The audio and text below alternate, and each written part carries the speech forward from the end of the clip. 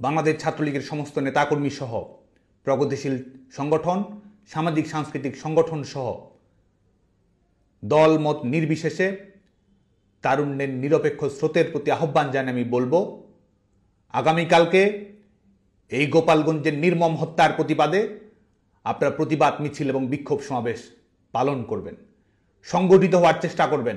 সংগঠিত হওয়ার মাধ্যমে আপনারা জবাব দেওয়ার জন্য প্রস্তুত থাকবেন। আমাদের রাজনৈতিক অধিকার আদায় করে নিতে হবে, আমাদের গণতান্ত্রিক অধিকার আমাদের আদায় করে নিতে হবে। এই দেশকে যারা কুক্ষিগত করেছে, নাগরিকদের উপর যারা সীমাহীন হত্যালীলা চালাচ্ছে, আমাদের নারীরা যেখানে বের হতে পারছে না, প্রত্যেক মুহূর্ত ধর্ষণ, খুন কিংবা নিপীড়নের শিকার হচ্ছে, বাংলাদেশের নাগরিকদের আত্মমর্যাদা, স্বস্তি, নিরাপত্তা যারা কেড়ে নিয়েছে, তাদের জবাব দেওয়ার জন্য আমাদেরকে প্রস্তুত থাকতে হবে, ঘুরে দাঁড়াতে হবে, লড়াই করতে হবে এবং একই সঙ্গে বিজয় ছিনিয়ে আনতে হবে। আমাদের চূড়ান্ত লক্ষ্য এই দখলদার সরকারের বিদায় ঘটিয়ে বাংলাদেশে গণতন্ত্র পুনরুদ্ধার করা। আমাদের চূড়ান্ত লক্ষ্য আবার মুক্তিযুদ্ধের অঙ্গীকারের ভিত্তিতে বাংলাদেশের সমস্ত রাজনৈতিক দল কর্মকাণ্ড পরিচালিত করবে সেটি নিশ্চিত করা।